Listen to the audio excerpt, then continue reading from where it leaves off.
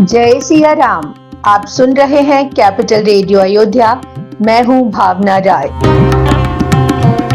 और मैं हूं वात्सल्य राय। सभी सुनने वालों को जय सिया राम। कैपिटल रेडियो अयोध्या में आप लगातार सुन रहे हैं रामायण की कहानियां। रामायण का अर्थ है रामकायन, यानी भगवान श्री राम की यात्रा। ये वो यात्रा पथ है जिस पर बढ़ते हुए राजकुमार राम मर्यादा पुरुषोत्तम भगवान हो गए। पिछले एपिसोड में हमने आपको कथा सुनाई कि भगवान राम ने वन जाने के लिए राजा दशरथ और गुरु वशिष्ठ की आज्ञा ली। भगवान राम सीता जी और लक्ष्मण जी के साथ वन की ओर चल दिए।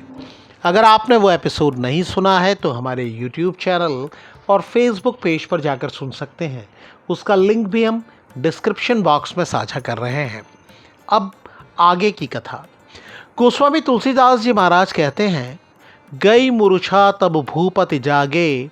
भगवान राम जैसे ही आज्ञा लेकर चले थे, राजा दशरथ मूर्छित हो गए थे।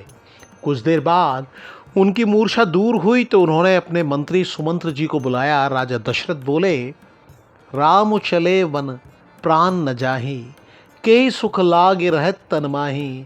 श्री राम वन को चले गए हैं लेकिन मेरे प्राण नहीं जा रहे हैं।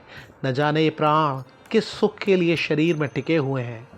राजा दशरथ ने पूछा, अब और जाने ऐसा क्या दुख होगा जिसकी वजह से प्राण इस शरीर को छोड़ेंगे। सुमंत्र जी के समझाने पर राजा दशरथ थोड़े संयत हुए। वो बोले, लय रथु संग सखा तुम जाहू। हे मित्र सुमंत्र, आप रथ में श्री राम, सीता जी और लक्ष्मण जी को बैठा कर लेकर जाइए। आप श्री राम जी, सीता जी और लक्ष्मण जी को वन दिखाकर 4 दिन में लौट आइएगा। राजा दशरथ ने कहा, श्री राम प्रण के सच्चे हैं। अगर वो न लौटें तो आप श्री राम से हाथ जोड़कर प्रार्थना कीजिएगा, फेरी प्रभु मिथिलेश किशोरी। प्रार्थना कीजिएगा कि हे प्रभु श्री राम जी, कम से कम सीता जी को तो वापस भेज दीजिए। हे मित्र सुमंत्र, सीता जी वन देखकर डर सकती हैं। आप मौका देखकर उनसे कहिएगा, हे पुत्री वन में काफ़ी कष्ट है। उनसे कहिएगा कि जहाँ आपकी मर्जी हो सीता जी, आप वहाँ रहिएगा। पितुगृह कबहु कबहु ससुरारी। आप चाहिएगा तो कभी अपने पिता के घर में रहिएगा, कभी अपनी ससुराल में रहिएगा। मित्र सुमंत्र, अगर सीता जी वापस आ जाती हैं तो मेरे प्राणों का सहारा हो जाएगा, नहीं तो मोर मरनु परिणामा। याद रखिएगा कि अगर ऐसा नहीं हुआ तो मेरी मृत्यु निश्चित है। राजा दशरथ बोले, जाने विधाता की दृष्टि विपरीत क्यों हो गई है। राजा दशरथ व्याकुल होते हुए कहने लगे, श्री राम को बुलाओ, सीता जी को बुलाओ, लक्ष्मण जी को बुलाओ, मुझे उन्हें दिखाओ। ये कहते हुए वो फिर मूर्छित हो गए। राजा दशरथ की आज्ञा के अनुसार सुमंत्र जी तुरंत रथ लेकर नगर के बाहर वहाँ पहुँच गए जहाँ भगवान राम और सीता जी थे। सुमंत्र जी ने भगवान राम को बताया कि राजा दशरथ ने उन्हें क्या आज्ञा दी है। उन्होंने भगवान राम से प्रार्थना की। सीता जी और लक्ष्मण जी समेत उन्हें रथ पर बिठाया। तीनों अवधपुरी को प्रणाम करके वन की ओर चल दिए। चलत राम उलखि अवध अनाथा, विकल लोग सब लागे साथा। भगवान राम के चलते ही अयोध्यापुरी मानो अनाथ हो गई। सभी लोग व्याकुल होकर भगवान राम के रथ के पीछे दौड़ लिए। भगवान राम ने उन्हें समझाया तो वो लोग अयोध्या की ओर लौटने लगे, लेकिन फिर वो पीछे पीछे आ गए। गोस्वामी तुलसीदास जी कहते हैं, लागत अवध भयावनि भारी, मानहु काल रात अंधियारी। घोर जंतु संपूर्ण नर नारी, डर पहीं एक निहारी। संसार की सबसे सुंदर नगरी अयोध्या भयावह लग रही है, मानो काली रात का साया घिराया हो। स्थिति ये है कि नगर के लोग एक दूसरे को देखकर ही डर जाते हैं। भगवान राम के वियोग में सब लोग व्याकुल हैं, जहाँ तहाँ खड़े हुए हैं। कई लोग रानी केकई की तुलना उस भीलनी से कर रहे हैं जिसने 10 दिशाओं में आग लगवा दी हो। भगवान राम के विरह की ये आग लोग सह नहीं पा रहे हैं और उनके पीछे पीछे भाग रहे हैं। सब अपने मन में विचार कर रहे हैं, राम लखन सिए बिनु सुख नाही। भगवान राम, सीता जी और लक्ष्मण जी के बिना जीवन में कोई सुख नहीं है। जहाँ भगवान राम रहेंगे वहीं हमारा सारा समाज रहेगा। श्री रघुवीर के बिना अवध में हमारा कोई काम नहीं है। अयोध्या के हर घर घर में वो सुख संपदा है जिसके लिए देवता भी तरसते हैं, लेकिन ये सब लोग उन सुखों को छोड़कर भगवान राम के पीछे चल दिए। राम चरण पंकज प्रिय जिनहि, विषय भोग बस करहि किति नहीं। भगवान राम के चरण जिन्हें प्रिय हैं, उन्हें किसी भी तरह के विषय भोग अपने वश में नहीं कर सकते हैं।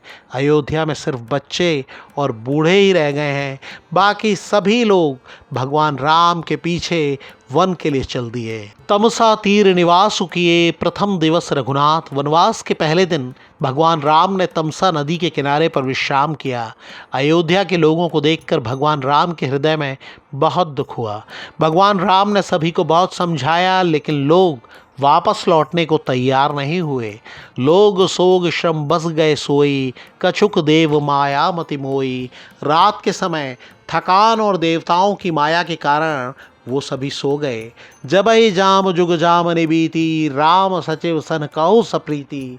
दोपहर की रात जब बीत गई तब भगवान राम ने सुमंत्र जी से कहा कि आप तुरंत हमें लेकर चलिए और ध्यान रखिएगा कि रथ के पहियों से ये जानकारी न हो कि हम किधर गए हैं। राम लखन सिय जान चढ़ी, सम्मु चरण सिरुनाए। सचिव चलायो तुरत रथु, इत उत खोज दुराए। भगवान राम, सीता जी और लक्ष्मण जी ने भगवान शिव शंभु के चरणों को याद किया, मनी मन प्रणाम किया और रथ चल दिया। सुबह हुई और लोगों की आंख खुली। उन्होंने देखा कि भगवान राम कहीं नहीं हैं। वो सब व्याकुल हो गए। राम राम कहि चहु दिस धावहि। राम राम पुकारते हुए वो चारों तरफ दौड़ने लगे। सब एक दूसरे को समझाने लगे कि भगवान ने हमें पीछे छोड़ दिया। भगवान जानते हैं कि हमें दुख होगा, इसलिए वो अपने साथ हमें नहीं ले गए। दिक जीवन रघुवीर बिहीना। वो कहते हैं कि भगवान राम के बिना हमारे जीवन को धिक्कार है। वो कह रहे हैं कि विधाता, अगर आपने प्रिय का वियोग लिखा है तो आप मांगने पर मृत्यु क्यों नहीं दे रहे हैं। सब लोग रोते हुए और पछताते हुए वापस अयोध्या लौट कर आ गए। भगवान राम के वियोग में उनकी क्या स्थिति है, इसे बताया नहीं जा सकता। अवधि आस सब राखई प्राणा। वो जीवित हैं तो सिर्फ इसलिए कि भगवान राम 14 वर्ष की अवधि पूरी होने के बाद अयोध्या वापस आएंगे। सीता जी और दोनों भाई श्रृंगवेरपुर पहुँचे। उतरे राम देव सरी देखी, कीन दंडवत हर्ष अभिषेकी। भगवान राम माँ गंगा को देखकर रथ से उतर गए। उन्होंने माँ गंगा को दंडवत प्रणाम किया। सीता जी और लक्ष्मण जी और सुमंत्र जी ने भी माँ गंगा को प्रणाम किया। भगवान राम ने कहा, गंग सकल मुद मंगल मूला, सब सुख करनि हरनि सब सूला। माँ गंगा सभी सुखों और मंगल का मूल हैं। वो दुख और पीड़ा को हरने वाली हैं। उन्होंने सीता जी और लक्ष्मण जी को गंगा जी की महिमा के बारे में बताया। सभी ने गंगा स्नान किया और यात्रा की थकान दूर हो गई। पवित्र जल का पान करते हुए मन प्रसन्न हो गया। गोस्वामी तुलसीदास जी महाराज कहते हैं, सुमिरत जाय मिटाई श्रम भारू, तई श्रम यह लौकिक व्यवहारू। जिन प्रभु श्री राम के नाम के स्मरण मात्र से ही बार बार जन्म मरण के सभी भार दूर हो जाते हैं, उन्हें थकान होने की बात नरलीला का ही हिस्सा है। इस एपिसोड में इतना ही। अगले अंक में हम आपको सुनाएंगे आगे की कथा। कार्यक्रम को पसंद करने और शेयर करने के लिए हम आप सभी सुनने वालों के बहुत आभारी हैं।